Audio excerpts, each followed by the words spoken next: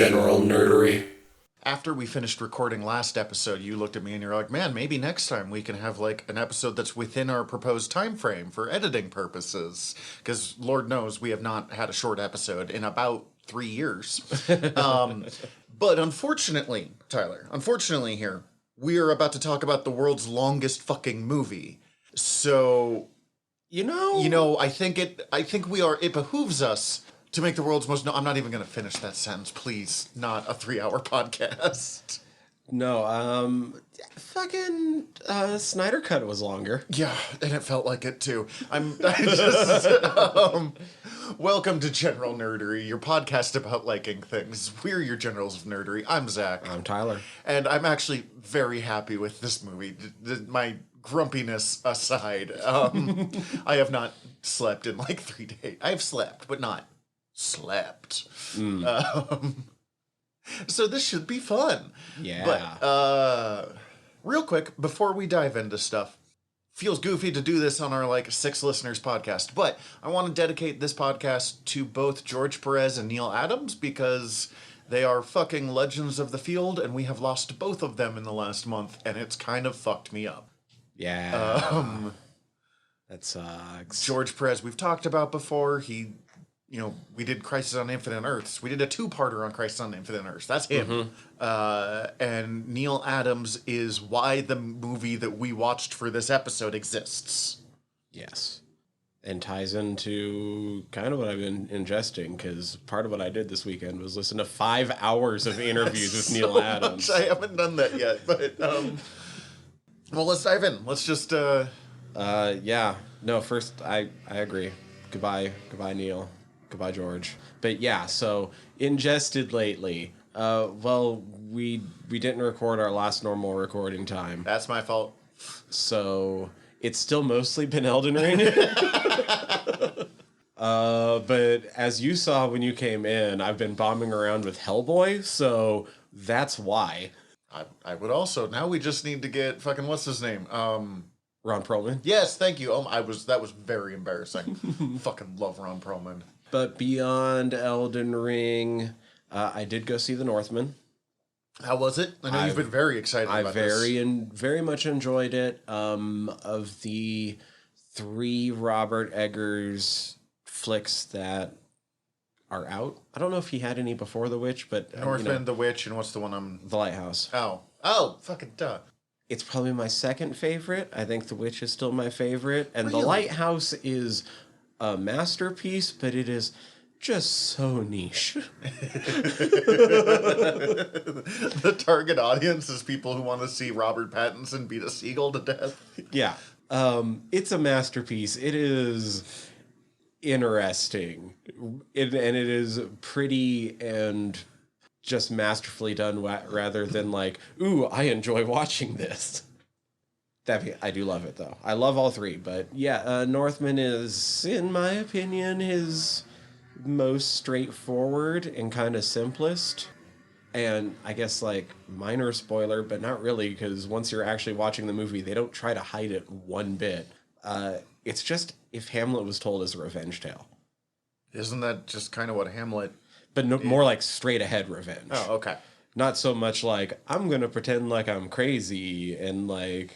I'm gonna fucking murder you. Well, Hamlet is actually based off a real story that this is also based off of, isn't it? Or am I making that up? I don't know if this is based off of a story so much as it was written to be like it could be the story that Hamlet was based off of, if that makes sense. Okay. I'm never fully sure on those because Shakespeare... But I'm also not positive on that. I haven't looked up a lot behind the writing of this story. Well, and Shakespeare tended to... I'm pretty sure Hamlet is based off a real story with just some names tweaked. Shakespeare loved to do that. Well, the main character in The Northman is Amleth, so they're really not trying to hide it one bit. No, it was super pretty, though, and super good, and I can't wait to watch it again. It is an easier watch than either of the other 2, even if I still might like The Witch a little bit more. Amleth is a figure in a medieval Scandinavian legend, the direct inspiration for the character of Prince Hamlet, the hero of William Shakespeare's tragedy Hamlet, Prince of Denmark. Oh, dope. Okay. The chief authority for the legend of Amleth is Saxo Grammaticus. I'm not going to keep reading this Wikipedia article, but okay, so yeah, cool. it is. It is the Works for me. a retelling of the story that Hamlet was based off of. I heard this thing once of Shakespeare is the greatest writer of someone else's story of all time, and it has kind of stuck with me because he didn't write. I mean, he wrote some original stuff, but like a lot of his greatest works were, well, that king. This really happened. Let me tell my take on it. Other than those two things, I have one episode left in the first season of The Outlaws on Amazon Prime. Have you heard of this show? I don't know this one. This is a fucking series with Stephen Merchant and Christopher Walken. What? It's I would describe it as a thriller comedy thriller. I'm into it. It's about, well, it's kind of just like about this group of people that have to all do community service together because they all got fucking busted doing something over in England. Except then, like, one of them has gang ties, and although he's actually a pretty good guy and is trying to get out of it, the gang has something on him, so they make him do a stick-up, and money gets involved that gets hidden at the place that some of the others then find and spend. Whoops. Whoops. Which is kind of where all the thriller aspect of it comes as the season goes on. But maybe comedy a little bit first and foremost. Kind of seems like it's going to be more of a dramedy, but it's more just like comedic drama as like all these characters kind of interact. It's fucking fantastic.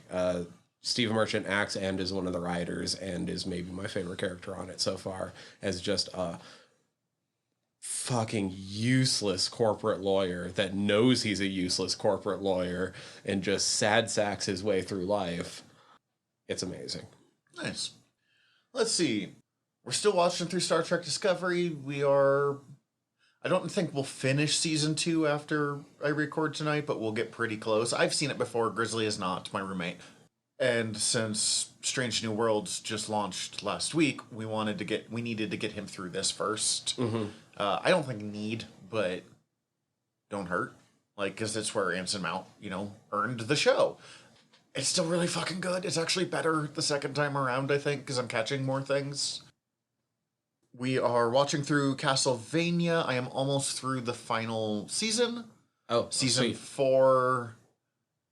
I'm not. I'm in the second half of season 4. I'm not 100% sure how many episodes are left. Isaac and Hector have just met up again. Yeah, I'm not that far yet. Oh, shit. I never sat back and actually got through it, so I knew that happens again. Okay. What I'll say on this is the characters. Okay, so like the main 3 heroes, they're fun, they're great, whatever. The villain that I thought was going to be the most interesting, Carnilla,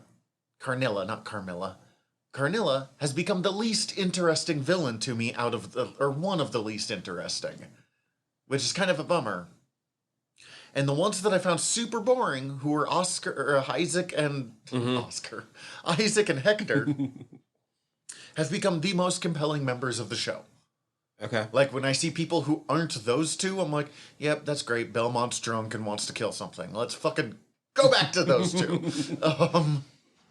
I mean, I know you already had watched most of the series. I know you didn't finish season 4. I would recommend it. It's worth it. Yeah. Oh, yeah. I'm definitely going to get there at some point. At this point, I really want to rewatch season 1 and 2 because it's been so long. Yeah. The fact that I've done all of it within the last year has definitely made it easier. Although there's still a few people that I'm like, who the fuck is that? And she's like, come on, man. They've been in every season. And then let's see. Oh, I've been reading some. No, I'll save that for last. I discovered this podcast yesterday, and I've listened to all of it so far. There's only like 10 episodes, so that's not remarkable, but it is called Scoundrel: History's Forgotten Villains by Jason and Carissa Weiser. Have you ever heard of the Myths and Legends podcast? Mm-mm. Okay. It's it was one of those podcasts that came out like when the bubble was really hitting of like, you know, lore was coming out. Welcome to Night Vale was really big. It's at the like 200 mark now, and it's everything it promises to be. Myths and Legends just is a guy going back to like the oldest version of a legend. So like early Robin Hood stories, but then telling it through, when I say a modern lens, him being a smartass. And Scoundrel is kind of the same thing, except it's not written by him, but it's, you know, he's a good narrator. And it's his wife, who's his producer, narrating with him. And it's about people like... The most recent episode, which I think was the worst episode, but it was still pretty well done, was Belle Gunness, the woman who killed husbands and fed them to the hogs. Oh, okay, Sidney Gottlieb was one, the guy who ran MK Ultra. George Remus, who was the inspiration for The Great Gatsby. Oh, okay. Some woman who was a nun who got into an affair with some dude, and like 8 people died as a result. Wow. Sister Mariana, like, and it's, you know, as some of them I had, like, Belle Gunness I had heard of, because I like serial killer stories. And the Gatsby guy, I knew the name, but I didn't really know any of the, like, details. But most of these, and Gottlieb I'd heard of, but like most of these are people that I only kind of know, and I only kind of know them because I like history podcasts. So it was really fun. And then my last one, I'm sure I've mentioned these before, but I was, after watching the Batman for this, I started reading the Matt Wagner Batman Year One era stories. Okay. So Batman and the Mad Monk and Batman and Curse of the Monster Men. I have those backwards in which order they came out, but those two. Yeah. Curse of the Monster Men is based off the first Hugo Strange issue, which was like 12 pages long, that first story, and Matt Wagner brings it into like a 6-issue epic.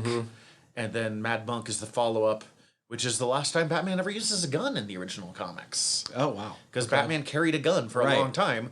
And then his romantic interest girlfriend, who I don't remember her name because she's not very important to the Batman mythos, gets kidnapped by a werewolf man that calls himself the Monk, who wears basically a Red Klansman outfit. Wow. Kidnaps her. Dude, fucking early Batman stories are out of this fucking world. And afterwards she leaves Bruce and becomes a nun. That's wild. And he like kills her with not her, he kills the monk with the silver bullets and was like, never again. Mostly because an editor was like, you guys are killing a lot of people in these comics. We have to like tone it back. I mean, the very first Batman appearance, he watches a guy named Dr. Death fall into a pit of acid and then just stands watching going, an appropriate death for Dr. Death. Okay, kind of. Well, I just think it's kind of funny because in probably what we think of as the happiest version of Batman with the 1966 series, the first episode is maybe one of the only ones where someone dies and she like falls into the nuclear pile that like they have at like the Batcave. That's a not good. Wait, they have a nuclear waste pile at the Batcave? Something like that. And he's and fucking Bruce, like, what a way to go. Oh God. Adam. I know you didn't write that, but I know the way that you delivered that. Oh God. So yeah, anyway, these stories, I mean, we've both talked about Matt Wagner before. We still want to do a Grendel series, but we keep getting intimidated because we both really like Grendel. This is him at, in my opinion, some of his best, because he's got the right blend between like superhero and pulp character that was the early Batman appearances. And I mean, it's got stuff like, he works in Year One stuff like Boss Falcone and Sal Maroni and those characters that first appeared in Frank Miller's Year One and are in this Batman movie from here. But also there's Hugo Strange turning people into monster men or a strange werewolf monk man. Yeah, that's wild. it does what my one critique of this movie, what I wish this movie had set up. But I'll explain that when we get to the movie. There's something else we both ingested. Yeah.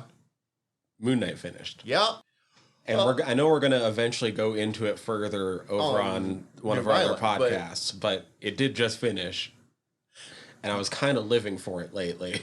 No, I actually have really enjoyed Moon Knight. And they took some real liberties with the character, but Moon Knight is such an...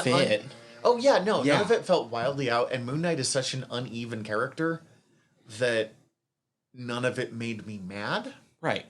Like, when Moon Knight comics are good, they're some of the best comics Marvel puts out. But they can be bad very easily. And, like, I don't think this is the best show Marvel has put out. But I really liked it. Give Oscar Isaac multiple acting awards for his multiple roles. I did read a thing that was like, as opposed to a superhero epic, this was mostly just an Oscar Isaac acting exercise. Yeah. Especially in those last couple episodes where they were having him switch, like, in frame more often rather than a cut for a switch. Oh, God, yeah, that final episode where he was just swapping back and forth between the two. Holy shit. Jesus, that can't be easy. I mean, because his whole body language changes just immediately. Yeah, and then, minor spoilers, we finally got Jake! And in the final episode, it gave me what I wanted the whole time, Mr. Knight, the Mr. Knight persona, actually being cool. Yeah. Because the Mr. Knight persona is my favorite Moon Knight persona. Like, my favorite part of Moon Knight is when he puts on the white suit and just beats people with chair legs. Like, also, I can't remember her name, and I don't think they ever gave her a superhero name. But, Layla? Layla, that was cool. That was cool. What if she was the Egyptian Falcon? I didn't know I needed that in my life, but let's do this. Yeah, that was fucking dope. That last episode, they got a lot done for it being the shortest episode of the series. I will say, the part of the reason they did that is they felt no need to wrap up anything. Oh, no. Yeah. It's not if Moon Knight's going to continue, it's how at this point. But that's not for sure. Oscar Isaac, I know, but let's be fair here. Oscar Isaac is not on contract for anything else. There's no season 2. There's no movie. There's no confirmed he's going to appear somewhere else. So theoretically, this could be it. And honestly, despite the fact that it wraps nothing up, I wouldn't be unhappy if it was all we got, because them wrapping it up like that says to me that he might not officially be on contract, but they're out of phase where they're just deciding on a number rather than whether they're saying yes or no. I think there will be more. I want there to be more, but I'm just thinking about it. The way this show did of all right, let's drop you in out of nowhere, and then let's bust out and bust out without solving anything, kind of fits this. We are getting one moment in time of this wild fucking life of this guy, and it kind of, I think it would work on its own even if they never mentioned Moon Knight again. But if Oscar Isaac's willing to come back, then they should fucking do that. Also, I want him in the goddamn Midnight Suns. I want the Black Knight, Blade, and Moon Knight to fucking hang out in the Midnight Suns together. Yes. Which is funny because only one of the 3 were in the original Midnight Suns, but is perfect. All of those choices are just top notch. I agree. Pull over homie from Agents of S.H.I.E.L.D., give us the modern Robbie Ghost Rider as part of it. I haven't seen those episodes with him, but I've heard they're good. He was going to get a TV show at one point. Yeah, he was going to get a TV show at one point. And then fucking put in Luke Cage. I don't care. Just why not? Or, I don't... Not Jared Leto. Morbius does not need to be in this version of the Midnight Suns. No, but I was going to say Charlie Cox. Daredevil. Charlie Cox would be... We have confirmed we're getting more Charlie Cox as Daredevil. I want confirmation that we're getting more Luke Cage. I'm blanking that actor's name. I can never remember his name, but he's awesome. I'll look it up. Mike Coulter. Thank you. I need Mike Coulter back. I wouldn't be mad if we got, Kristen Ritter as Jessica Jones back. or even what's his name as Iron Fist. I don't feel the need for those two as strongly. And I don't want to insult, especially Jessica Jones. Now, it's going to be fun, though, because Luke and Blade will have to be from different universes. Because in Luke Cage, Mahershala Ali already played Cottonmouth. No, we should just not talk about it. We should just What pull Cottonmouth was the best part of that first season. Yes, he was. I'm not, but, that's why you could have a throwaway line of, like, you look like someone I used to know, and then fucking move on from it. One of the smartest things I felt they ever did was in Iron Man 2 when they changed the actor for Rhodey. The first time we see Rhodey, he goes, "I'm here, it's me, get over it." And it, like, works in the scene, but also is the, like, fans shut the fuck up. And then they moved on from it. Like, we have recasted before. We don't need to make a big deal about it every other time. But recasting is not the same as using the same actor in two different roles. Sure, but, like, okay. Now, admittedly, I grew up on Star Trek, where fucking Jeffrey Combs has played 12 different roles. I think it's actually only 8, but still, my point. Like, well, I mean, like, my first Kevin Smith movie was Jay and Silent Bob Strike Back, where Jason Lee and fucking Ben Affleck plays 3 roles in one movie. Yeah. But I mean, Affleck too. I just, like, I feel like it would get too in the weeds to be like, oh, Blade's from this universe, and Luke Cage transferred over from this universe. I think that's exactly where we're going with everywhere. God, I never thought I'd say I'm bored with multiverse, but, like...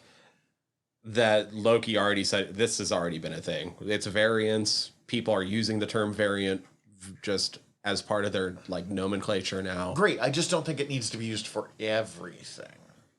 But if it's technically true, they're going to use it. Yeah, I don't know. I mean, this is the canonicity of those shows are still really up in the air anyways. Well, I'm pretty sure The Good Lawyer in No Way Home is already a variant. I still haven't seen No Way Home, so I knew he appears in that, but yeah. Anyways, on to the trailer park, I guess. We still don't have a good name for this, but we've watched some trailers for this. Yeah, some trailers came out. Which order do we want to do them in? We're already talking Marvel. Let's bash out the 2 Marvel ones. All right, so... Miss Marvel and Thor Love and Thunder. Thor Love and Thunder came out first, because we haven't recorded in like a month. That's, again, my fault. This is the movie that I am most excited about of the stuff that only 2 movies and 2 shows, but... God, I loved Ragnarok so much, and this looks like it. I mean, it's not going to be Ragnarok, but it's clearly not trying to be Ragnarok, but it's got some of that same chaotic fucking energy. I mean, this trailer didn't sell me as much as the first Ragnarok trailer did. I'll agree with you on that one. Like, the needle drop was still cool, but it more has me wondering still how they're going to do it, because... There's lots of stuff that is very obviously from the Jason Aaron run. Yeah. But I mean, like... There's only so much you can fit in a movie. But, I mean, in the same route, the Thor Ragnarok had a whole bunch from fucking, most famous Thor run of all time, Beta Ray Bill. I can't think. Walter Simonson. Oh. Walt Simonson's run... heavily influenced every aspect of Thor Ragnarok, despite the fact that it was based off of World War Hulk. And they stole from it shamelessly, but also made it work. The only thing I can't figure out yet is where the fuck Zeus fits in this story. What do you mean? In Love and Thunder? You're right. But what do you mean, like, you can't, like... Like, okay, I can...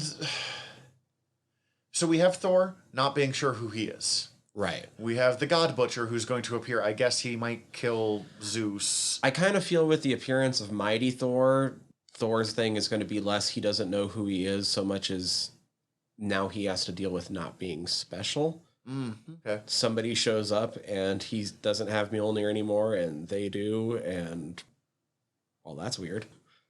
I just, like, of the various plot things, I'm just not quite sure where... Zeus fits in, because I don't think they're just target. Yeah. It seems weird to be like, all right, he's the target now, when there's so many other...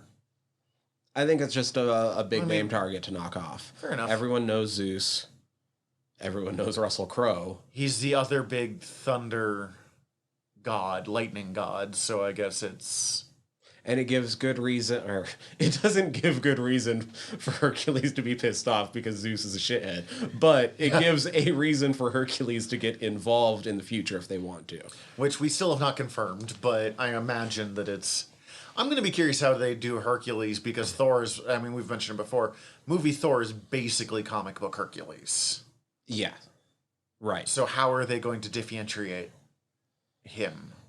Well, they'll just make movie Hercules the Lobo version of movie Thor. I thought you were going to say he'll become comic book Thor, so suddenly he'll be like super formal and shit. Or they could go that way. That would be with it. so wild to watch.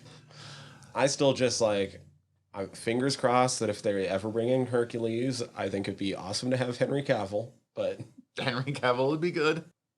And I think him and Hemsworth would play awesome off each other. That'd be a lot of fun, actually, yeah. Also, I'm pretty sure I saw some people online like kind of ripping apart the design of what I think a lot of people assume is supposed to be Olympus. I don't think that city's supposed to be Olympus. I don't know. I think that city is supposed to be that like city of the gods from the Aaron Run. That would make sense. Oh, Natalie Portman looks fucking fantastic. Have you seen any of the set photos of like how swole she got?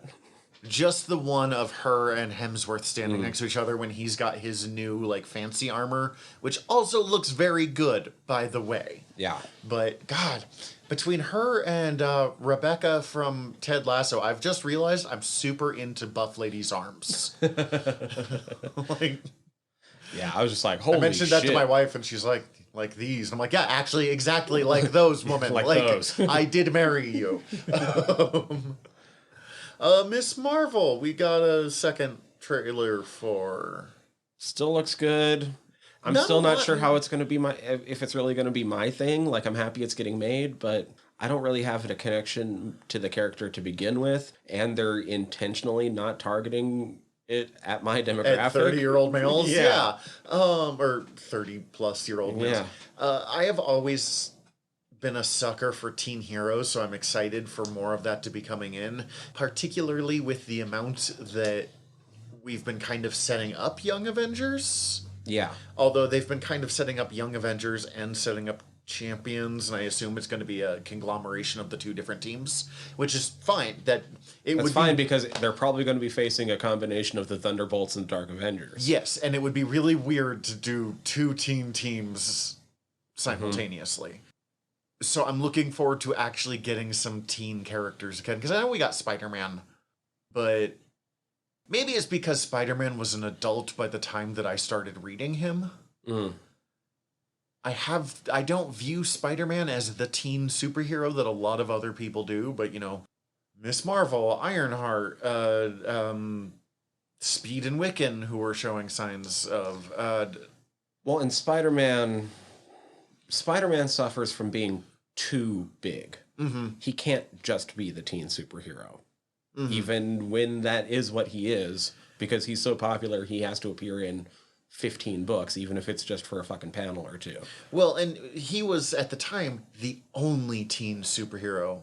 So he still, when he dealt with other heroes, he dealt with the big boys. Mm-hmm. Like, the closest other thing we had was Johnny Storm of the Fantastic Four, and they were like, you know, 17 and 18 respectively in those early comics, and bickering with one another. Kamala feels 16 in this. Mm-hmm. And one thing that I like is that the teen heroes, largely thanks to like books like the Teen Titans, but I mean Marvel does it too, kind of develop their own subculture within the superhero universe of the kids the same age hanging out together and form tighter bonds. And I am looking forward to seeing that happen, and this is the first step in seeing that happen, if they do it. Also, I'm just excited to see a movie about a young... How does she describe herself in it? The young brown girl from Brooklyn or whatever it is? Jersey City. Jersey City? Because I can't I can't hear her say Jersey City without thinking of the Coheed and Cambria song "The Devil in Jersey City." So, But a young girl from Jersey City save the world. Yeah, I'm looking forward to seeing that. But I get what you're saying. It's definitely not targeted. Thor is much more targeted at us. Right, and it's going to be one of those things like when I went and saw Shazam, like I realized it's never going to be my favorite movie because it's just very much not made for me. Mm-hmm. But it's made for somebody, and it's lovingly made for somebody, and I was able to recognize that and be like, no, like, cool. Like, I hope this is somebody's favorite movie because somebody fucking... It deserves to be that favorite movie. Yeah. No, it's one of the things that you and I have talked about a lot on the show. Just because it's not for me, whether I don't like it or I like it, but it's not my favorite because I'm not the target audience, doesn't mean it's bad. Right. Like, if there's one lesson to learn from the show, it's probably that. So it's seeming like it's probably just not going to be my thing, but I'm going to watch it. Oh, yeah. At least to check it out. Like, it's one of the ones that I'm going to watch pretty immediate. I think I'm going to watch it as it comes out, while there's others that I'm still catching up on. Loki, I'm kind of at this point saving for when it comes up in Word Balloons, or Noob Island. We have too many podcasts. I'm still only an episode into Hawkeye, and I have to rewatch that episode because I almost fell asleep partway through it. It's because the first episode isn't very good. Episode 3, where they do the car chase scene from the Matt Fraction run, is where they figure their shit out. Yeah, I do want to get through it, though. It wasn't, yeah. I'm it's excited. Not terrible.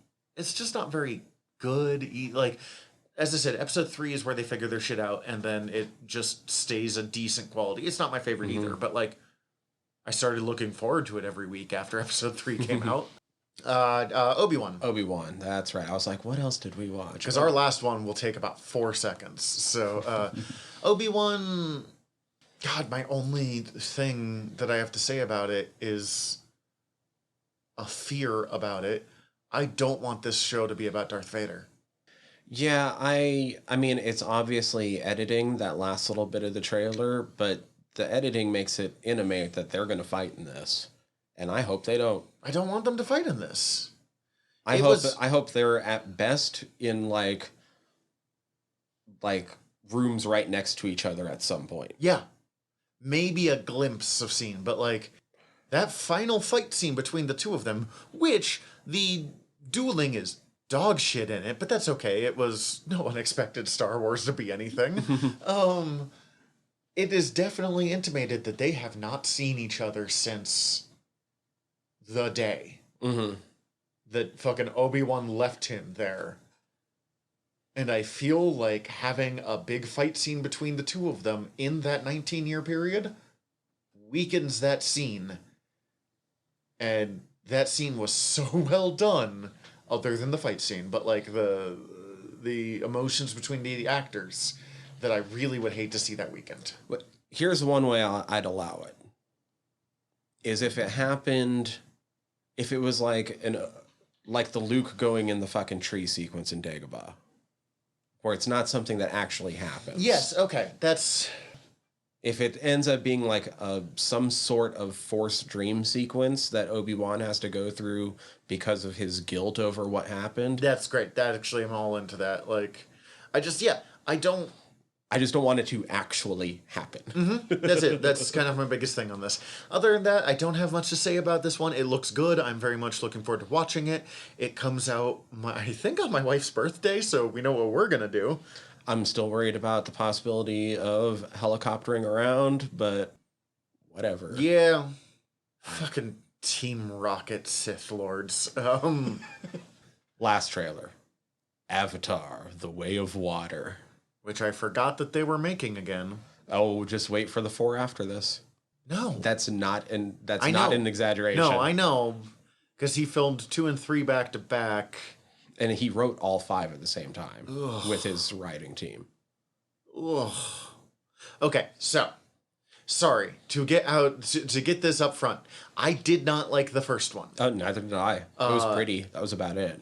The reason why was I had a couple of friends that were too obsessed with it. One that was just like too into it in the first place, and the other one who clearly wanted to fuck the cat people. And like, enjoy your kink. I'm not here to shame anyone.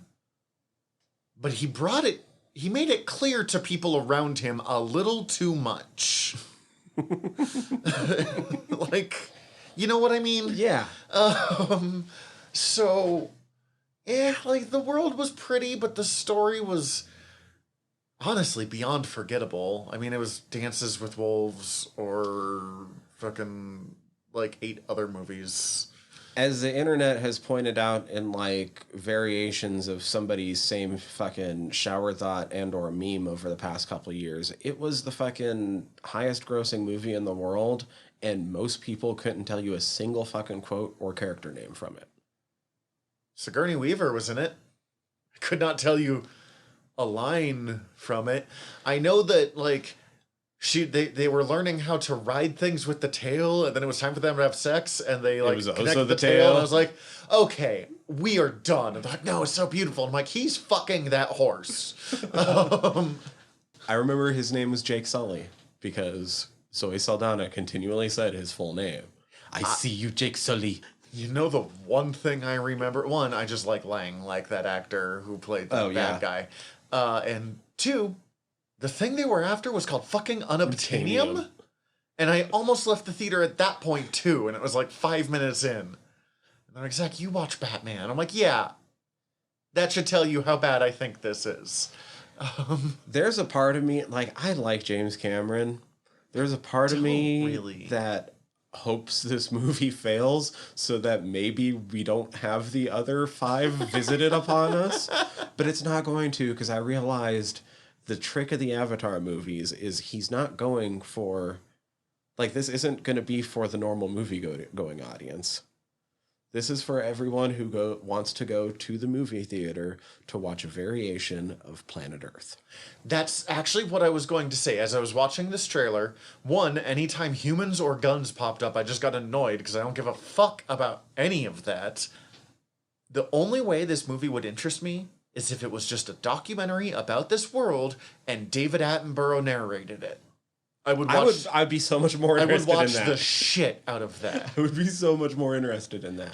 Side note, it's in the kind of Planet Earth series, but it's basically Walking with Dinosaurs from 20 years ago, but it's prehistoric planet, and it's David Attenborough narrating it, and it's everything we know about dinosaurs today. Okay. And holy fuck, it looks good.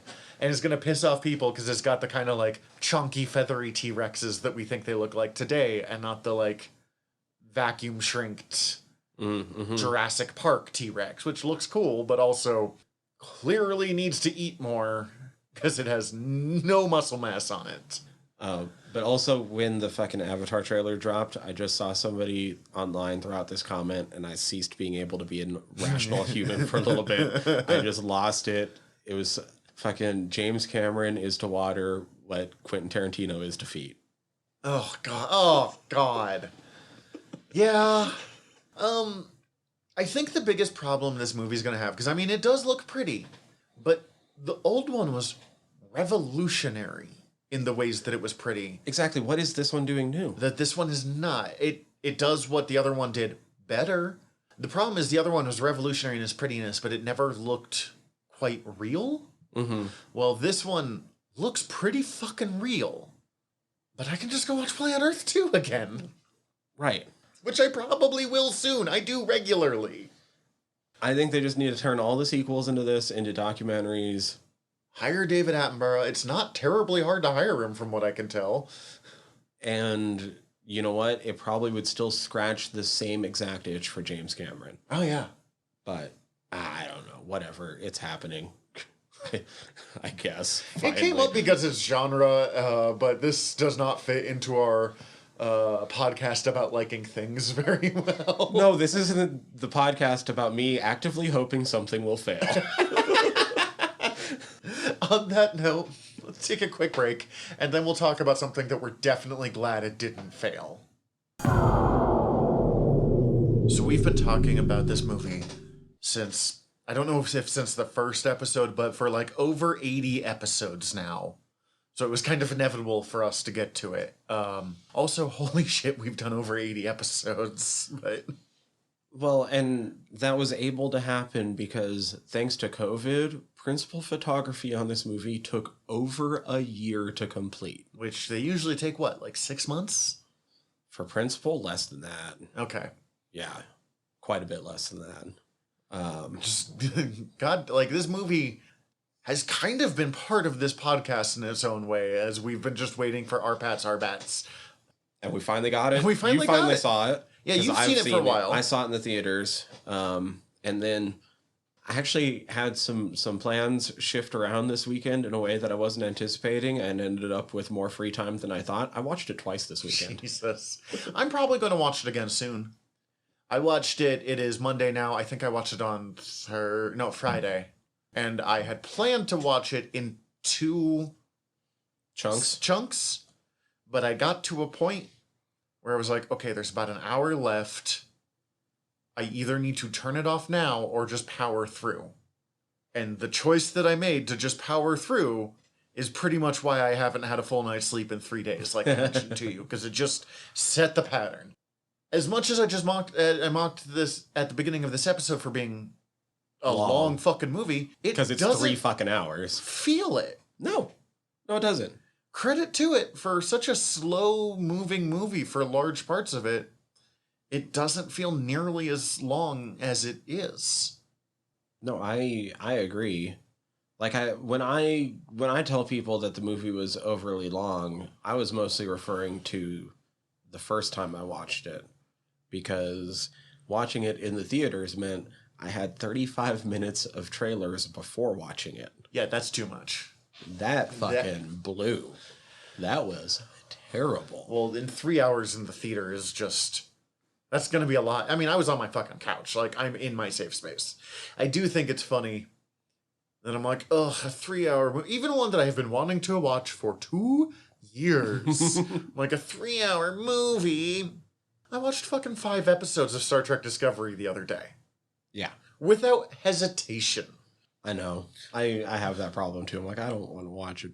I even get like balked at like a 2-hour movie most of the time. I'm like, I don't want to watch a 2-hour movie. I want to watch 10 episodes of Big Mouth. I think part of it is it's so much easier to like, one, just if you need to stop at any point, and then 2, okay, the episode ended, pause it, let's go to the bathroom, let's get snacks, let's do whatever you need to, like, there's much easier break points than like, I mean, part of the reason I watched this all in one go is I didn't find an easy stop point. Like, just the build-up and the momentum of the movie didn't really allow for it. I also feel like it might be easier for some of these younger generations because they grew up always being able to pause some of this shit. It's on! Yeah. I grew up, like, running back from the fucking bathroom, like... Fucking vaulting over the back of that couch. Yeah, right. Man, like, that is... I mean, in my case, it wasn't the back of the couch, it was the arm of the couch, because just positioning. But yeah, time-honored tradition that I miss. I don't, for practical reasons. But, like... But it's more baked in to do things in one sitting. Yeah. And, like, you don't pause. Because there's a commercial break. Go, go, go! Yeah. Anyway. All right. How do we want to approach the Batman? I had an idea. Okay. Because you essentially live tweeted it. Are you just going to run through my fucking live tweets? Yes. Okay. We can experience this movie as Zach did the first time. And take our points from there and then wrap things up and talk about anything we may have missed. Okay. There's definitely a few things that we're going to talk about that I know didn't come up in that, but yes. All right. So we're going to start when you actually start. This is either going to be a really fun episode or it's going to be a train wreck, and I apologize in advance, but... The Batman, a live thread in the comments. This was on Facebook. I need to start just using the General Nerdery Twitter account for this stuff. Trying to not prejudge their Riddler, but as one of my favorite Bat villains, I have doubts. Those doubts were verified. Who played the Riddler? Do we know? Paul Dano. He does a great job at playing a villain who is super scary, but is not the Riddler. The Riddler is not a serial killer. So this Riddler seems to be based mostly off of Zero Year, where he uses the almost exact same plan, except dressed up in much goofier costumes. Which is, well, yeah, Greg Capullo. And I haven't played them yet, but I guess in the Telltale games, so the Telltale Arkham games, the Riddler is more like deranged serial killer. I just like it because he's like the only Batman villain that's not a serial killer. He's a egomaniacal white dude, don't get me wrong, but like, I don't know, there's something so charming about the weirdo in the fucking green suit with the green bowler hat and the question marks. And there was none of that like obnoxious. Look, theoretically, with the way this movie sets it up, he doesn't have to be the only Riddler. Yeah. He could be the first Riddler. But there are already technically other Riddlers. Yeah. Edward Nashton had no relation to Edward Nygma that I could find. And I know Nashton's come up in a couple of other things like that name, so. Joker Wannabes was one of the best moves Batman Beyond ever made. Glad it seems to have happened here, too. I don't think they're supposed to be, like... Because Joker Maybe, doesn't though. exist. Yeah. Joker exists. In this... Well, no, okay, he does, but, like, he hasn't... He's already been captured. Oh, fair. This is supposed to be like late into the second year of I've known you 2 years being now, Batman. Man. I always thought that the idea of a gang of wannabe Jokers that the Joker can occasionally show up from and like steal you away and clearly never give you back because you're gonna die was a great setup because it makes sense that there would be wannabes. I mean, we get fucking wannabe Jokers now. In that world, it makes sense that they would paint up. And you get, like, it's not an actual reference, but it's a visual allusion to Two-Face with the member that's coming in. Yeah. Fight scene feels like the Arkham games. It fucking does. Dude, the fights in this movie, first off, turns out we saw almost all of them in the trailer. You're right. It's not a lot of fights. Which is actually a good move, I think. Like... This is a detective story. This isn't Bane is blowing up Gotham Stadium. This is... I don't know. I liked it. I agreed with that when I first saw you write it. And then I watched the movie again, and I agree with it even more for a very specific reason. The Arkham games are some of those fight games where countering is OP. Much like in Assassin's Creed 2, if anyone ever remembers going through like a group of 50 enemies only ever hitting the counter button. Oh, yeah. That's the only button I bothered with in a lot of cases. And also, when you miss that counter and they hit you, it actually seems to mess them up. I did not expect to see random street toughs hit Batman successfully a few times. And that's the thing. Third time through, I started watching the choreography more.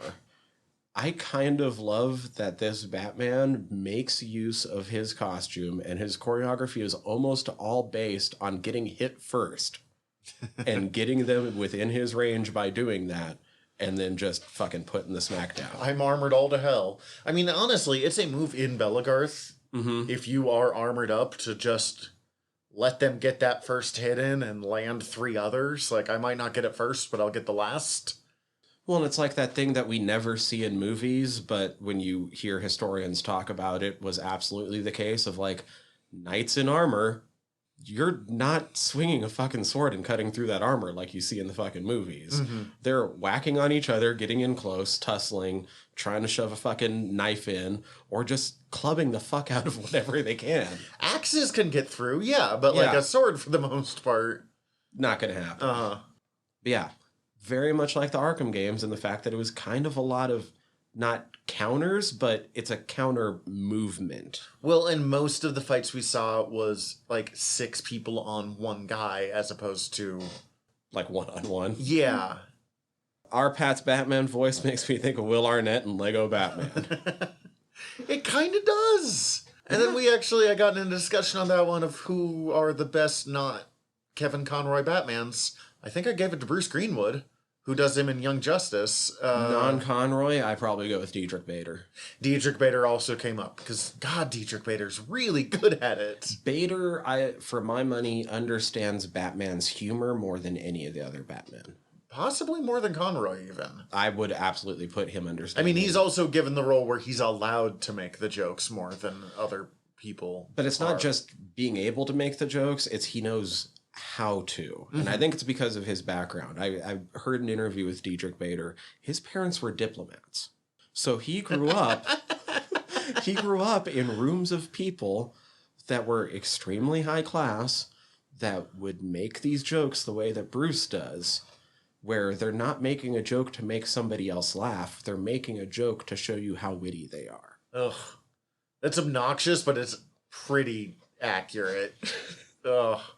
And he just, like I said, I think from his background, he knows how to be like, okay, so Bruce grew up in money. Yeah. How do these people make jokes? Bruce being a feral, I don't know if I mentioned it in this stream, but Bruce being a feral fucking goblin in this movie is just Goblin mode activated. Like, Oh my God. I didn't think of the Will Arnett voice, though. Honestly, I didn't think about who his voice sounded like. I thought about more the fact that his monologues were very Rorschach-esque. Which third time through actually makes sense, because I think there's something this movie's trying to say, but...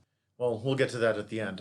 Arnett, I didn't think of it as much after that initial, like, where I put that tweet, because I started to see what Batman this one was, but that was my immediate impulse, which I'll take Arnett. I mean, Arnett does a good Batman, and I'll take it over Christian Bale's Batman voice, which I don't want to harp on too much, because we've been making fun of it since 2009, but I'll take it over that any day of the week. Like, Heavy Long Halloween vibes. Absolutely agree. oh boy. Which I think was something we were theorizing from when they first announced who they were casting to begin with. That made sense. And I actually read the Loeb and Sale released this year, late last year, the Long Halloween special or something. And it's just a little single issue that takes place, I believe, between Long Halloween and Dark Victory. Oh, okay. And I'm really getting the sense, because the way that they ended it, that I think there's going to be a third in that trilogy coming out. Okay. Or it will become a trilogy instead of duology. Which would be good, because Sale and Loeb do... I mean, even their most forgettable work together was pretty good, so... And I'm also just happy to see Long Halloween, because this also had some Year One vibes, but we've gotten kind of enough Year One. There are some Year One, some 0 year, as I already pointed out. He mentioned Batman Ego by Darwin Cook, which I haven't read, but Darwin Cook is incredible. I read it during my second watching. Nothing we see on screen harkens to Ego, but I think it informs how they decided to write the character. That would make sense. But there's not really anything like, that's from Ego. Fuck no, it's not from Ego. No, I just want to read it because Darwin Cook is fucking great. No, it's really good. It is really good. But I mean, other things you can point at the screen and be like, legit. Towards the end of the movie, the bombs going off is almost a panel from 0 year. Mm-hmm. I feel like there was kind of a little bit of Year Two as well, but I mean, that is man, I picked that up expecting to hate it, and it was actually a really good story, despite it being is Year Two. It's a derivative as fuck name, but owns the grunge very hard. Nirvana was playing. Yep, something in the way. Cece was like, man, this feels like something out of the 90s, and Nirvana came on. I was like, that's why. But I mean, literally, she's right. The way that it moves, the way that it was shot, like, there is something kind of 90s. I mean, in a modern take, but there's something kind of 90s-esque about it. I kind of love this Gotham. I do. I like this Gotham so much more than the Nolan-verse Gothams. It's kind of modern, but it also has touches from the late 80s through now. And it's claustrophobic, and it's got all that old architecture still. Like, there's some joke about, like, you get a tax break for every gargoyle you have in Gotham or something like that. And, like, I could kind of see it in this world. Honestly, I think this might be my favorite Gotham, and then second favorite is probably, like, crazy-ass Joel Schumacher Gotham. God, I love Joel Schumacher's giant fucking 500-foot statues and, like...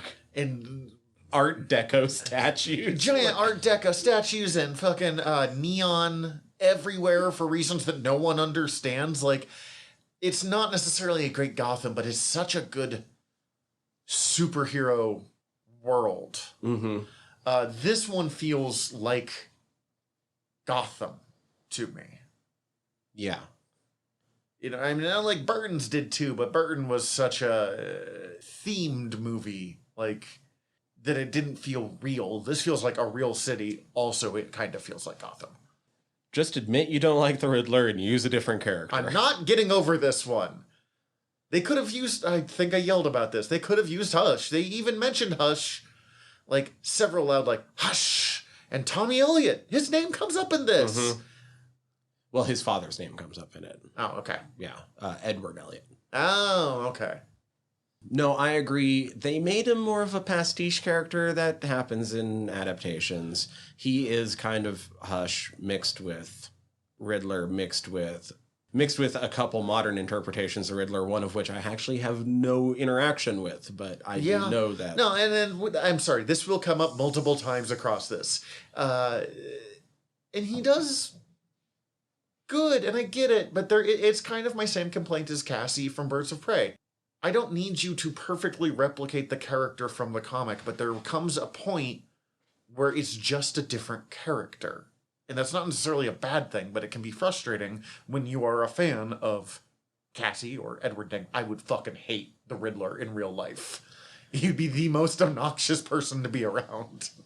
I wouldn't be surprised if there was an earlier version of this script that used somebody like Hush, but they realized that they wanted to manipulate Batman in a certain way that Hush wouldn't, but Riddler would.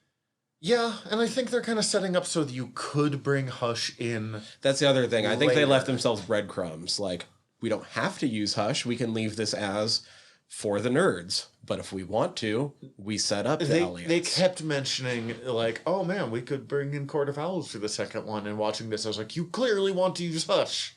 But also, I mean, you could actually mix Hush with the Court of Owls pretty easily. Well, and it seems like no matter what they do, the second one's going to be somewhat mixed with No Man's Land. Interesting. Oh, yeah, I could see how with the city's a little fucked up after this. Very well shot movie so far. It is. Agreed. It's a very pretty movie. Very pretty movie. This is a better depiction of Selina as an underworld player, possibly sex worker, unclear in this, than Frank Miller ever got close to. Agreed. Frank Miller can't write women, which is remarkable because he invented Elektra. Mm-hmm. But there's this great fucking webcomic of, like, someone holding a gun to Frank Miller's head, which, I know, but being like, we've brought you here, Frank Miller. All you have to do to escape our trap is write one female character who's not a sex worker. And it's just like, pause. W. Pause, looks at the gun. H. Pause. Horse. He is so obsessed. He wants to do that grunge exploitation films, but he doesn't know how to write women, and it has aged so poorly. I'm told there's others, like he created a character named Martha Washington in a book I have not read in the 90s that's supposed to be a lot better. But, like, I don't know. He made Selina a sex worker, and there's nothing necessarily wrong with that, but it wasn't a wonderfully portrayed depiction either at the same time. Right. This one, I agree, unclear. A line Arbat says later indicates that it seemed more like her role in the club was as a drug pusher. Well, and he clearly thought at one point that she was sleeping with Falcone. Yeah. But that's more because of how Falcone was acting towards her. Yeah. Oh, God, it's so... Be nice to Alfred. Yeah. All caps. Yeah. That's the lesson of this movie, according to my wife. Be nice to Alfred. He puts up with so much of your shit, Bruce. He puts up with so much of your shit, but when you stop to think about it, does not make sense. When he's trying to figure out the cipher, it's kind of adorable because it's almost just like he's doing the morning crossword. He didn't just fill in the letters that they knew they had first. He started immediately and was only filling in looking for other combinations of letters so they could figure out the letters, which is why he didn't see the fucking pattern before Bruce. Huh, okay, that's weird. I didn't notice that, but you're right. Who's your favorite Alfred? Goff. Michael Goff. I think he was the one through Burton through. Yeah. I loved him. Actually, I think you're right. I think Michael Goff. He does lack the, like... what. He's not a go-get-em. He's not a go-get-em. I used to be a fucking secret agent. Like, yeah. I don't see him guarding the Batcave with a fucking shotgun in the way that I do... all the others. Especially this one. Mm-hmm. But, I mean, Scar would have done it as well. Mm-hmm. God, I don't have actor names today. Irons. Jeremy fucking Iron. God damn it. You're right. Yeah. No. Michael Goff was not an action Alfred. He was just a very good butler Alfred. Oh, and he was so good at playing the sassy parts. Yeah. Sassy Alfred is absolutely essential. Him a pale boy out of the bat suit. Very true. Him very pale. Also, love that they gave him the fucking eye grease instead of it magically disappearing. I know that we had already seen that in the trailers, but it works. Thank you. Finally. Instead of it obviously being there, and then they take off the cowl, and where did it go? His I haven't been out in public in 3 years hunch is relatable. It's when he's going to the funeral of whatever forgettable fucking... The mayor. Yeah. And I mean, because we're so used to Bruce being the playboy when he's not. Even Tim Burton's first one, where he's not really sure how to play the playboy, he's still relatively, like, together and capable of talking to human beings, at least on a small talk level. This Bruce is not. This is a Bruce... I mean, we already called him Feral fucking Goblin Bruce. Yeah. Which... No, I got it. I get that the wingsuit is more practical, but the cape is cooler. It is. Agreed. I'm wondering if that's going to change over... Like, if he's going to upgrade that over the course of as they give Reeves more movies. It is one of the things... I think it's one of the reasons why I liked Batman Begins better than Dark Knight or Dark Knight Rises. Because... the electrofabric shit? Well, it was just cool. It had a little more openness to some of the zanier aspects of the Batverse. Mm-hmm. And this world is losing it a bit, too. Like, it doesn't have... You know, I love Batman fighting the mob. I love him taking serial killers. I love him doing detective shit. I am all here for that. You and I have talked about Zsasz a lot, and Zsasz is the least interesting character of all time. But I also sometimes want him to fight a crocodile man. Or glide with a weird cape thing, even though that's not how that works. Like, I want that level of over the top that keeps Batman as interesting and from just being a fucking cop movie, which is kind of what The Dark Knight was in retrospect. I get that it's an early prototype to who she will be, but I do not like the Catwoman mask. I was okay with it, but it's not my favorite. It makes sense for what they're doing. And Selina's not Catwoman yet in this. My concern is they're not going to let her become Catwoman. Like, there's a lot of these... Because the Dark Knight trilogy did this as well. Here, the characters before, they're quite there, but then we don't quite let them... Get there? Catwoman.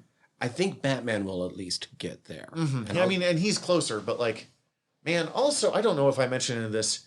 This is Zoe Kravitz? Yeah. God, she's good at this. Yeah. She's probably now my favorite Catwoman. Yes. Even up against... Because before, like, my favorites were Michelle from Pfeiffer? the 66s. Oh, okay, yeah. Basically all of them. It's hard to beat Eartha Kitt. Like, that's... Well, I mean, I like all of them. Because there was three. There was Eartha Kitt. There Julie was Newmar. Julie Newmar. And there was Lee Merriweather. I do actually like all three quite a bit, and basically they were tied for my number one. But I think Zoe Kravitz just took it. No, she kills it. I just was thinking about, like, oh, we're getting Catwoman in Dark Knight Rises with fucking what's her name. It was fine in the job, but it didn't feel... Hathaway. Yeah. It didn't feel like Catwoman that much to me. I wish Kravitz would have had Hathaway's, like, cat mask thing. Yeah. I just let her have that. And I get it. She's not there yet. I have a feeling if she comes back in the next one, she'll have it. But, like, let her be Catwoman. I do, however, dig this Batmobile. God, this Batmobile is so fucking cool. Muscle car Batmobile beats the Tumbler. Any depiction. Because the Batmobile should look like something that Batman... I mean, sure, he took the wild tech from Wayne Enterprises. I'm down with that. But it's something he made in his fucking garage. Like, when Batman makes his shit, instead of, like, at one point in the comics recently, he literally just had, like, massive industrial 3D printers printing out shit ad nauseum in Wayne Enterprises, and that was too far for me. Sure, you're an eccentric billionaire, but, like, you gotta make your own shit still. God, that car chase was just dope too. And it wasn't even like the craziest car chase ever, but it just worked so fucking well. Have we had the scene where he escapes from the... I didn't mention it in our thing, but the scene where he escapes from the police department. And there's like dozens of cops chasing after him. When does that happen in the course of the movie? I think it's... Is it prior to this? I think it's prior to this. When they just all suddenly decide to fucking fire blindly up a stairwell? Yeah, and there's like 60 cops chasing after him. It made me think of the scene of Blues Brothers 2000, or even first Blues Brothers, where there's like 80 cop cars chasing after him, and they just keep doing these giant car pileups. I fucking love Blues Brothers. And I have watched Blues Brothers 2000 way more times than it deserved, but... There were good parts of that movie. When they do the bombastic, it's good, but I need more of the weird side of Gotham, That's not what just I'm the saying. noir. Yeah. Sometimes we need a guy with a freeze gun. It's one of the things Arkham did. Arkham was a little, like, too edgy in its visual design. The Arkham video games. You know, like, the Penguin doesn't have a monocle. He has a goddamn beer bottle, like, stabbed into his eye that they can't remove. Like, that was a little over the top. But, like, they did a pretty good job of... It's down and dirty and almost realistic, and also Mr. Freeze is there, or whoever. Side note, Falcone being the Jesus from Big Lebowski is almost as funny as the chief of police being Blackbeard's first mate from Our Flag Means Death. Izzy. I could not remember his Izzy name Hands. at the time. Oh my god, I heard that voice. I was just like, oh, fuck. The guy who plays Falcone is a really good actor who John Turturro. I kind of forget about until he comes up and stuff, because, like, I knew him as the Jesus, but I didn't place him until later. And then for a while, I knew him as the guy from the Transformers movies. Yeah, I was about to, I enjoyed the movie. My little brother watched it a ton, so I tend to think of him as the butler from Big Daddy. He was Mr. Yeah, Deeds. Mr. Deeds. That's right. No. The last Adam Sandler movie I ever enjoyed. Mr. Deeds. And it's not good, but I enjoyed it when I was 16. Yeah. He's one of those actors that's a really good actor who's really willing to be in extremely bad movies. Also, he's an Oh Brother, Where Art Thou? Yeah. Oh, yeah. And God, he's good. That's another movie my brother fucking just watched a ton, so... A much better choice of the two. Yeah. Way better than when he went on the fucking... That Thing You Do kick. It's okay, I was obsessed with Little Nicky for a while, so... Release the awesome. Cat Bat greater than Talia Bat. Not important to this movie, but a fact. I'll agree with that. I don't get why people argue for Talia al Ghul. I don't argue for Talia, but I do kind of dig that it happened, and Damien also happened. Sure, I will give you that, and there's a pretty good story... Son of the Bat, or the Demon, I don't remember what it is. Mike Barr wrote it. At least we're not arguing for fucking Silver St. Cloud. Although I'll still take her over Vicky Vale. Yeah. Well, Superman's got Lois. Let's give him a journalist, and, like, let's make her completely uninteresting and forgettable in the process. I did like Chase Meridian from forever, but that's just because I was very in love with Nicole Kidman as a child. Making Martha an Arkham is interesting. It is. I agree. And that was the part where I was like, oh, shit. I had that same. I don't know if I agree with the choice. It was an interesting choice. I'm wondering if they're using that to play forward with, as we go forward, Batman's insecurities about why he's even doing this in the first place. Mm-hmm. And questions of Batman's own sanity, which I feel like are gonna... Well, that's kind of what I was getting at. Like, why am I doing this because I'm a fucking crazo? Jesus Christ, Tyler. He's running around in a bat suit. I think at that point... There was one of the Batman, Superman animated movies, and there was a psychologist in the special features arguing whether the two characters counted as sane or not. And she argued that both of them are, in fact, sane, despite their strange choices. And I was like, I don't know if you're making a really good argument, or if they paid you to say he's sane, and you're finding approaches to, like, justify that. I'm going to mix these next two together. That's fair, a couple of them.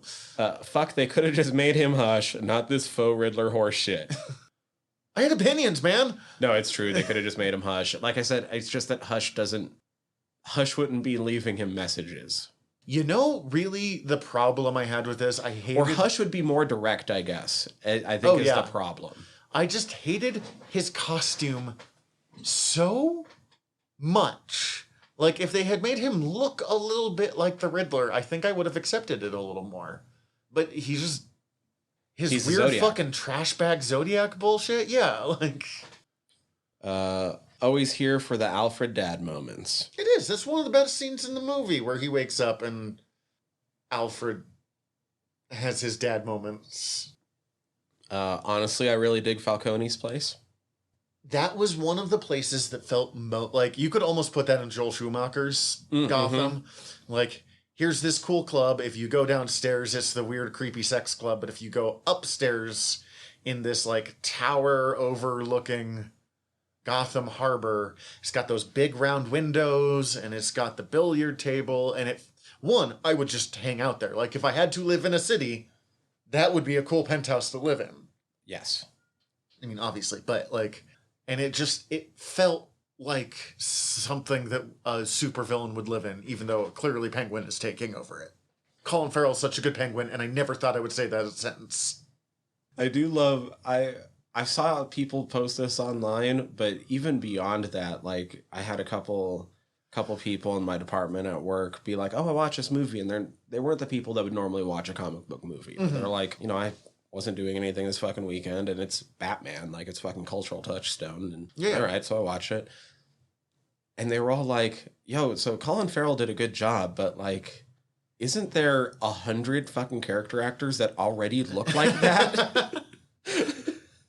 That they could have just hired in his place? Yes, but I don't know how well Patton Oswalt would have pulled off the, like, kind of Penguin he was playing here. God, I want Patton Oswalt to play the Penguin again. He just did it in, like, one stupid video short. I'm going to mix these next three together. Okay. I appreciate what a pathetic shithead the serial killer is, even if I didn't want him to be the Riddler. Weaponizing incels. That was the scariest part of the movie, where they uncover what's clearly just a fucking Reddit thread. I mean, not, because it's like deep web, but still. Mm-hmm. And the lines, I have read people actually, like, hey guys, I just wanted to say, like, what this community has meant to me, and it's so important and shit, and, like, it's time to go murder these people. And you're like, whoa, the disconnect and violence in that. And, like, the line, like, a rifle would be the best choice here. And I'm like, fuck, I have seen these Reddit boards. That's why the Donald got fucking kicked off of Reddit. All caps, retire the Joker for at least 5 years. I've upped it to 10 since I wrote that. I will say, I can't remember who the interview was with, but Matt Reeves has said, once again, he could go back, it could be just a well-planted breadcrumb, that his inclusion of the Joker wasn't to set him up for a sequel. His inclusion was simply to go, Batman has been working for 2 years. I'll give it that. I get why the Joker is the ultimate Batman villain. I really do.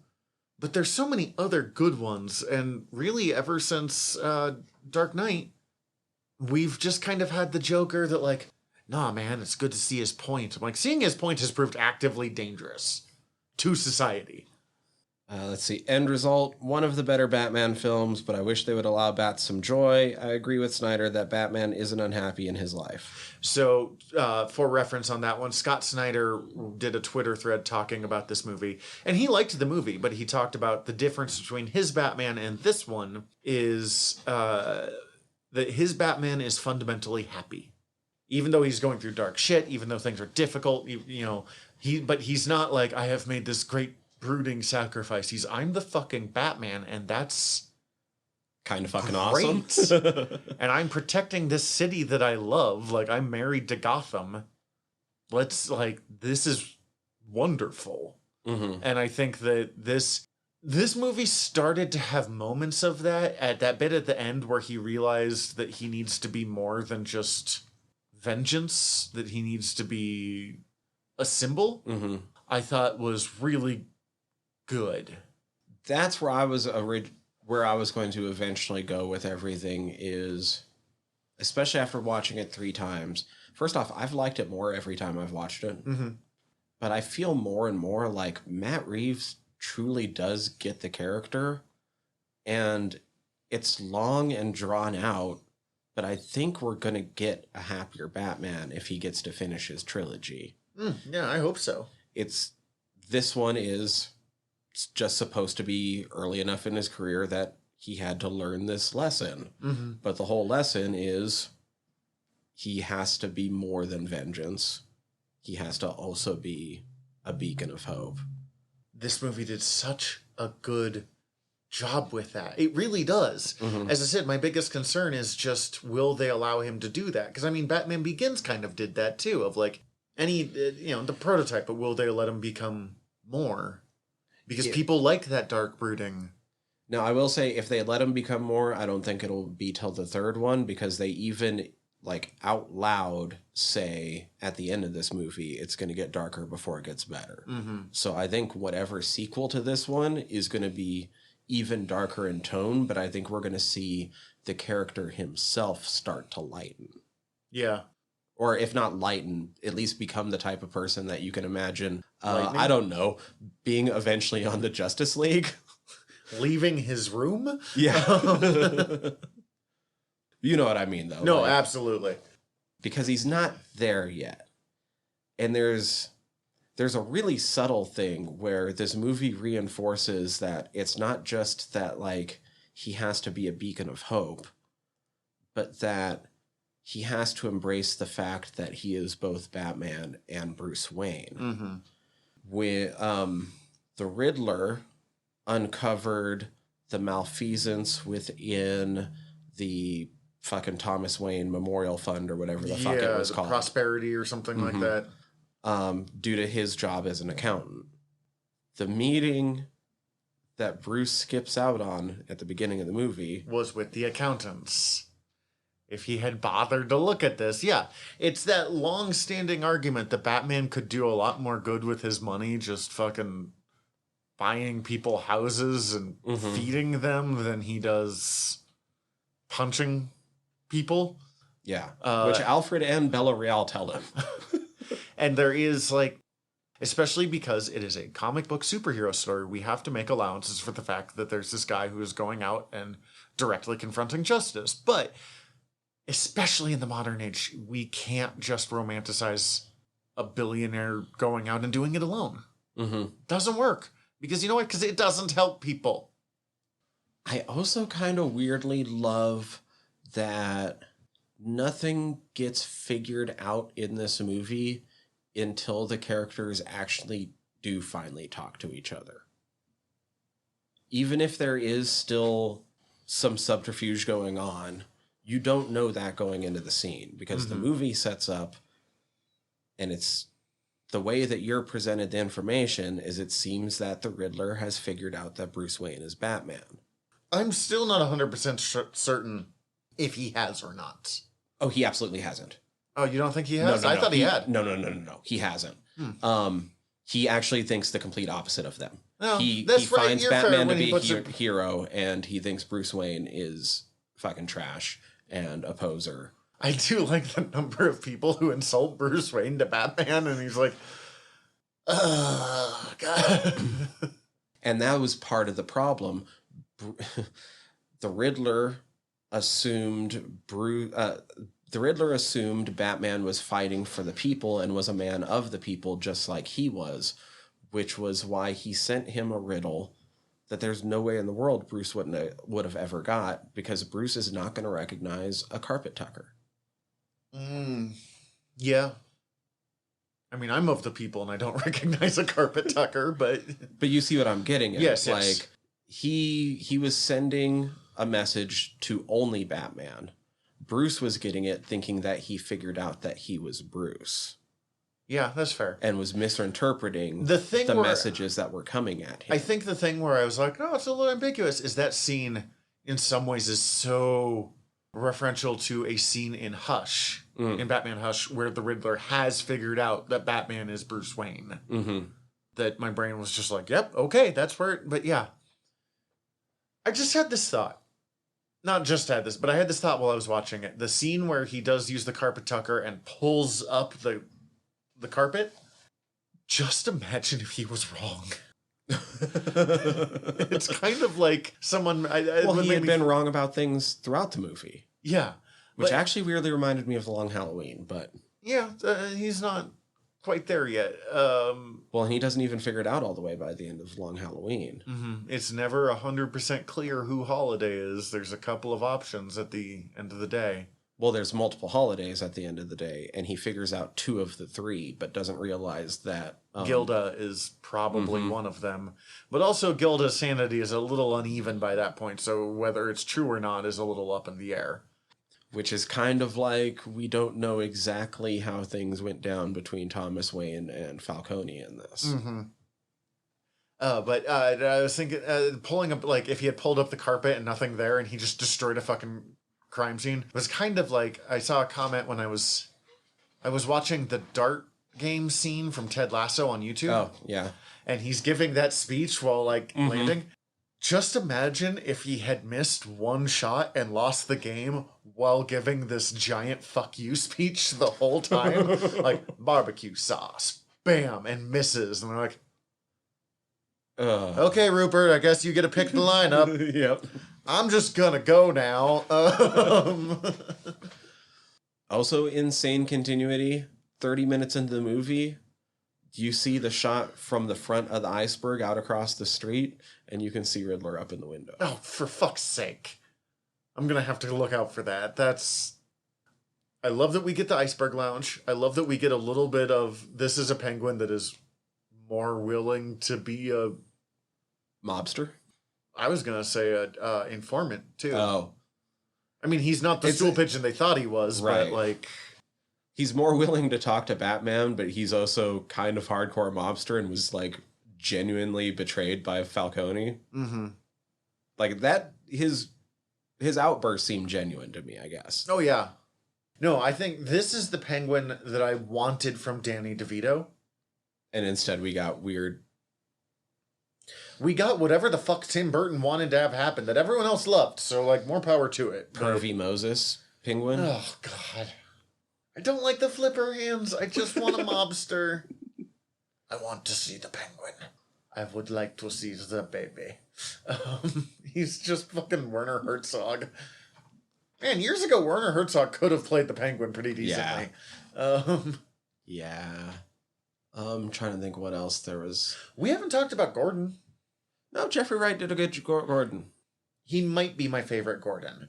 It's hard to say because Dark Knight Gordon, whose name I'm always blank, even though he's one of the best actors of his generation. He also plays Sirius Black. He also plays Dracula. He's Zorn from Fifth Element. I started thinking about a completely different character for a second. Gary Oldman. Gary Oldman. Who are you thinking of? I was like, why are we talking about Michael Caine's Alfred? We're not talking about Alfred anymore. That's right. Okay. No, Gary Oldman, who's one of my favorite actors, whose name I can never remember for some reason. He might be my favorite Gordon, but like this guy feels more like the movie Gordon, the comic Gordon to me in a lot of... I love that little bit where they're having to act like they're getting in each other's faces and they're actually just having the conversation about the shit that's going on. It's like, that's why you're going to punch me. Yeah, and then working. I love that Batman has one meetup spot for everybody of like the top of this building. Only 2 characters ever refer to him as the Batman in this movie. Gordon, Nope. Bruce and Alfred. Everyone else calls him Vengeance. I am vengeance. Although Penguin does make a crack about him looking like a bat when they're doing all the Rata-Alata stuff. Fair. I hadn't noticed that. You're right. What's up, vengeance? Oh, God. Well, and it makes sense because although we don't see it, that fucking gang beatdown in the beginning, one of them pulled out a phone and was fucking live streaming it. Fair. Oh, God. So there's that. I don't know. I just loved it. It was a slow way to do it, but I do love how that all played out. The whole, like, you can't just be vengeance, but vengeance being a motivating factor, not just for Batman, but for Selina through her story arc dealing with Falcone and Annika getting murdered and all that shit. And the Riddler's also out for vengeance. Although more against the system. Why did the Riddler romanticize the reporter that got killed by Falcone so much? What now? So there was the reporter that was Oh, I think it was mostly because he was the one to have dug up these secrets, and the way that they were revealing that, I was expecting him to say that that guy was his father. Like, I was really prepping for that lineup to happen, and then it's just like, no, that was just a guy. No, I think he was just like, he was all hard for the fact that, like, look, it's even more of the upper class keeping secrets from us, and look, they might just all be crazy. God. He really just, that, his other arguments made sense. All of his ones against the Waynes were mostly that he just had a hate boner for fucking Bruce because he got to be an orphan and yet still live a life of luxury. And you know what? If you want to have a hate boner on millionaires, I'm actually straight there with you. But, like, them having mental issues are none of your goddamn business. Like, yeah. Don't elect billionaires to government positions, but Riddler's other things at least have arguments. It starts to fall apart when it comes to Bruce because it's more emotional. Yeah, because he's an incel piece of shit. I mean, incel's not quite accurate because he never got pissed about women not fucking him as far as we know, although I guarantee you no one did. But that same kind of, I mean, he's fucking Q. But not like fun Star Trek Q, but like destroying our democracy Q. I don't know. There was just some good... Like I said, the more I watch it, the more I feel like Matt Reeves knows Batman. And I think we're just going to see that more and more as it goes on. And this fucking... in one movie, the most fleshed out Gotham we've ever gotten. It's cramped. It's interesting. You get some of the interplay of the politics between everybody. I think things are about to get weirder. That's part of what this movie sets up, is that the old mobsters now don't have control. That's not the way crime is now. Even the mobsters coming into power is the Penguin. That is one of the most important aspects of the Long Halloween. So, yeah, that tracks. And they made it a big point to point out that, like, since Batman's been doing this, crime has actually risen in Gotham. We're just probably not going to get Solomon Grundy or, you know, Right. Poison Ivy, which I think is sad, but also whatever. So I know that online the fan favorite for the next big villain should be Clayface.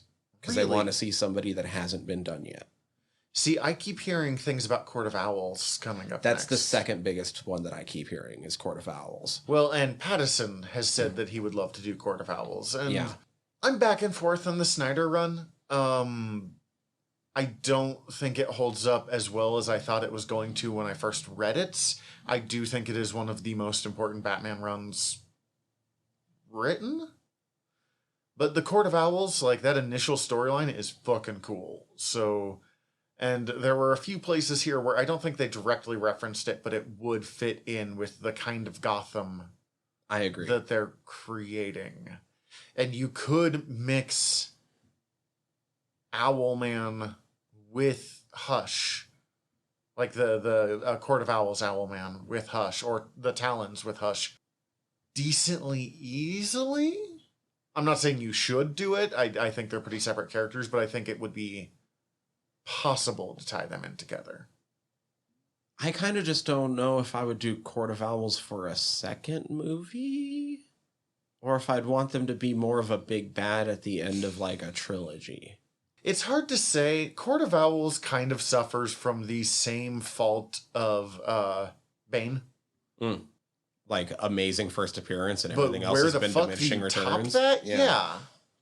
So it's hard to say. I don't know. I feel like Joker's going to appear in the third one, and I'm not excited about that, but like, if you're going to do it, that's the place to do it.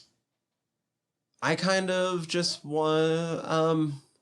I think it'd be neat if Reeves just kept Joker as more of a weird, like, Hannibal Lecter type figure in Arkham, but then, like, third movie, do something like Hush proper, where he breaks the villains out of Arkham, and Joker stays. Or Two-Face's because Long even Halloween Hush setup, was the one set up by him. Oh, that'd be kind of fun.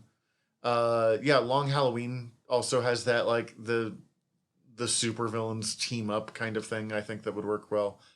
I don't think it should be the dominant villain, but I think Professor Pig would work in this world exceedingly well. If you're gonna still play it mostly crime noir like this one, then I would even say bring back Ra's al Ghul to be as Moriarty. Rage could do. Black Mask would fit pretty well in this world, although we've already gotten such a good Black Mask that I would hate to see a new version so recently. Be wild to do like Vandal Savage. Yeah. Well, I said I wanted crazy, so let's put in a 10,000-year-old caveman. I think this world is built for Two-Face, and they mentioned Harvey Dent somewhere in this, I think. Pretty sure they did at some point. Early on, and I think the mayor mentions him on the phone in like the first scene, but I'm not 100%. I think you're right. I don't remember for sure though. Like it's like that guy Dent or something. Yeah. Like so it's a yeah. Fun fact, when he first appeared, his name was Harvey Kent. Oh. But they changed it because it was too close to Superman. Huh. And then they didn't use him for like 30 years because he was considered too scary. Interesting. Yeah, I kind of hope they don't use the Joker, though I appreciate him leaving himself that breadcrumb in case he wants to eventually. The Joker's presence should be felt in Gotham.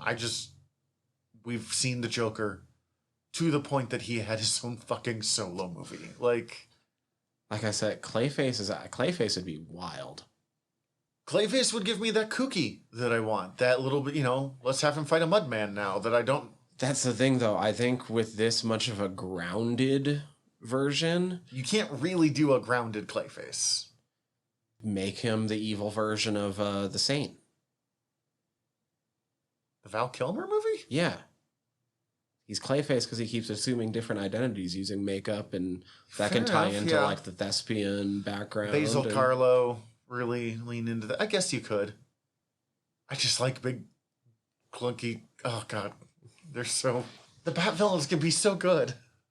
I would introduce Harvey Dent next movie. I wouldn't turn him into Two-Face in that movie, or if you do, he gets acided in that movie, but you don't Two-Face him. Two-Face He's him. just fucked up. I really thought that was a mistake in Dark Knight to kill him in the same movie that you introduced him into. First one is Harvey. Second movie, or I guess third movie, is Two-Face. Fourth movie's Hush. Fifth movie's Court of Owls. I think the way I would do this, second movie, Court of Owls, you bring in Harvey Dent. He can help deal with stuff. Or Penguin as the main one for the second one, with hints of Court of Owls. Third one is Two-Face. Fourth one is Hush. Because that also lets you have the Two-Face redemption thing that you have during the Hush storyline that I thought was very well done. I don't know what fifth. I think fifth would be the one where you... Joker. Yeah, and You or probably have to at that point. But 5 movies in, we're talking 10 years down the road. yeah, see, that's fine. And you have him break out the other villains, so you have the scene we're talking about of look what Gotham has become. Or like every movie of different villain gets out of Arkham as sort of like a B plot, and you find out that that's been the Joker the entire time, getting him out, and that he could have left any time he fucking wanted to. And that's how you bring in Harley Quinn too. Yeah. And then she kicks him in the nuts and runs off. I don't know. It's all fun. Oh, I do want to say, just because when I said the words, it flashed back into my head. Them trying to figure out the whole you are El Rada Alada, all of their fucking reasoning, like, it all kind of made sense, but it also reminded me so heavily of the 1966 Batman movie, of when they figured out the Riddler's fucking puzzle in that. Do you remember that scene? I haven't watched that movie in 20 years. Oh my god, they're just like, it's all the most like National Treasure style jumps of logic. Like, and he said this. Well, cats drink that, so that must be Catwoman. Milk came up, so Catwoman. Yeah. Am I the only one of us that speaks Spanish? I'm like, wow, this is not the Batman that I'm used to. It's just like, you are El Rada Alada. They're like, a rat with wings, like a stool pigeon. I thought that's where they were going with it, to be honest. Well, I mean, that's the thing. Most of the Riddler's things have multiple meanings. I read somebody was saying online that it was actually, his riddles are all set up actually extremely ingeniously, because they all have multiple parts to solve, and you need to solve both parts to move on to the next one. And so Riddler, using that, can always figure out what he thinks he's communicating with Batman, so he knows what he's going to be reading next. He knows what he's going to be doing next, because Batman figuring out these riddles isn't getting him closer. It's literally just him playing further into the Riddler's hands. And it's actually eating up his time to the point where there's only one part of the plans that he actually foils. Like it or not, this is the Riddler's game. Yeah, okay, I get you. I think it's my second favorite Batman movie. I think Batman Begins still wins. Man, that's tough. I gotta think about it. Batman Forever has that special place in my heart, but it's not a great movie. It's just fun. Yeah, I'd still put The Dark Knight over this, but I have a feeling the sequel might end up being my favorite. I could see it. I feel like this movie's, since the first time I watched it, like, I've liked this movie, but have been more excited for whatever comes next because of how well they set everything up. My problem with The Dark Knight is it does a lot of conversation about police militarization, but I feel like it sends the wrong message, where it almost comes out as pro-police militarization. There's kind of a, like, pro-fascist line to the Nolan films that I'm not super into. But that's, you know, whatever. As I said, Batman Begins is my favorite of them, so I still like it. Yeah, I think that's about all I have to say on this right now. All right, recommendations? Recommendations, I kind of mentioned it earlier. It's a long time investment, but honestly, it's just a podcast. Kick that fucker up to like 1.5, 1.7 speed, which I do not listen to anything other than music at under 1.5 now. I don't understand how you do that, but more power to you. 1.5 isn't bad. Going up higher is weird. 1.5 isn't bad. I suggest trying it. You'll get through way more podcasts. Grizz does it. I did just, yeah, anyways. Over on Smodcast, Kevin Smith put up the 5 hours of Neil Adams interviews that he did like 6 years ago with him. And they are just a fucking blast to listen to. The man was just an incredible, incredible storyteller. And that includes when he was speaking out loud and not just fucking drawing shit on a page. Such an interesting dude, because it kind of sounds like he was a jerk, but also he was a just passionate fighter for creator rights. And I love that. I mean, he defined Batman in ways that we see in this movie, as I mentioned. But when he died, what all the creators were talking about was less how he defined Batman and helped create Ra's al Ghul and like changed the world of comics in that respect. He fucking helped illustrate the Kree-Skrull Wars, one of the most important Marvel stories ever. But what they talked about was his fight for creator rights, or his attempts to unionize comics. And they go into a lot of that in the those fact interviews. that he pissed off Stan Lee for the rest of his life. He goes into that, and he goes into some of the things he wished he would have fought harder for, but he was kind of absorbed in the work he was doing at the time. I heard he was kind of a jerk boss when he was trying to run his own company, so... I could see that. But that's fair. Like, you don't always live up to your own ideals. You don't have to listen to him for very long to understand that he is a very opinionated man. And that's part of what makes his stories so good. Also, his daughter is the one responsible for getting comic books not printed on toilet paper. Oh, shit. She was the one that, like, spearheaded the Comic Corps. Instead of the fucking newsprint that they were doing forever. And one of Neil Adams' proudest achievements was he's the reason why Superman is listed as created by Jerry Siegel and Joe Shuster. And he tells that entire story, too. He fucking fought for that. Those two are... He fought for one of them.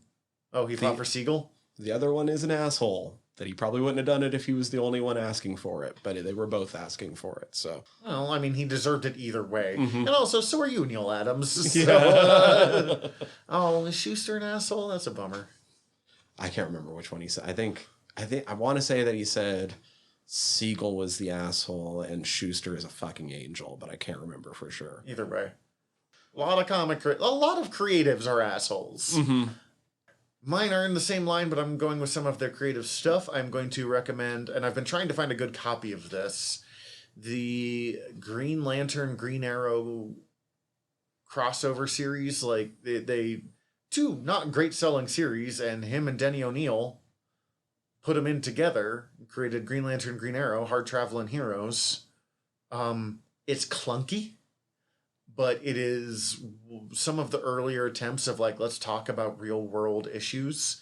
It also is responsible for one of the greatest comic book covers of all time of Green Arrow screaming, "My ward is a junkie."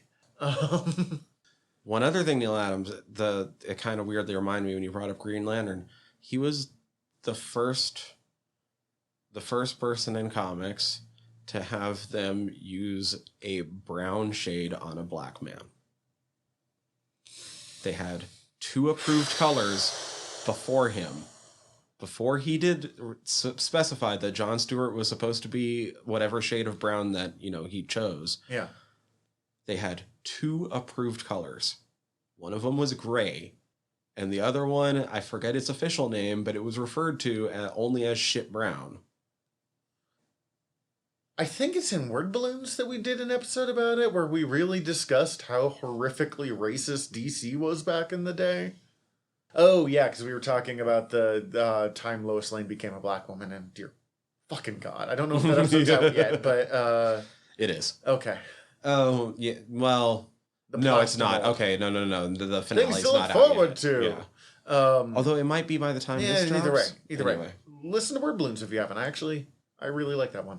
And then for George Perez, God, fucking anything. His Wonder Woman series that he wrote and illustrated, Teen Titans is what he's best known for. But I'm also going to say his second Avengers run that he wrote with Kurt Busiek, which we actually read a little bit of over on Noob Island for our Captain Britain, King Arthur, Camelot stuff. It's just fun. He's just, his choices sometimes in costumes are Nightwing's disco outfit, and I get that it doesn't work for everybody, but there is something just so joyful about his work that I appreciate. Bringing up Nightwing reminded me one other thing I wanted to bring up about the Batman. At the very end, Selina mentions going to Bloodhaven. Do you think we see a Bloodhaven? And do you think it's going to be as big of a shithole as it is in the comics? Oh God, that didn't make it into my thing. She's like, I'm going to leave this place. It's beyond redemption. Maybe I'll go to Bloodhaven. I'm like, you think that's a better choice? Bloodhaven's the place that Gotham uses to feel better about itself. I know. That was so fucking funny. Okay. Oh, God, Bloodhaven. I just had to bring that up. Okay. Cool. That's our show. Excellent. Thank you. Next time, we will be discussing Warhammer 40K. Yeah. through the 2 miniseries that Marvel has recently published, because I'm just curious about those. And we will be bringing fellow Earworm podcast person, the Yaga Malark, over to come hang out with us, which I have been trying to convince him to do since we launched this fucking podcast. So that's going to be a lot of fun. I'm so excited. In the grim darkness of the 41st I'm less excited. There's only war. I will tell you things I will make sure to have things I like about that. I won't just be a dick the whole time. I'll be a dick about half the time. That works. It's for him or 40K. In the meantime, this is General Nerdery. We're your generals of nerdery. I'm Zach. I'm Tyler. Dismissed. Hi everybody, General Tyler here. If you like the show, please hit subscribe however you're listening to us right now. Also, if you could rate and review us however you're listening to us right now, or preferably over at Apple Podcasts, we would super appreciate it, as the whole world is ran on algorithms, and we want to be all up in them, getting our voice out to more places. Also, tell your friends. We always appreciate that. If you want to get in contact with us, ask us questions, give us comments, email us generalnerderypod@gmail.com. You can also contact us through our website, www.generalnerdcast.com. While you're there, check out all of our back catalog, or click the links up at the top, as we are part of the Earworm Podcast Network. Go check out all of our sister shows.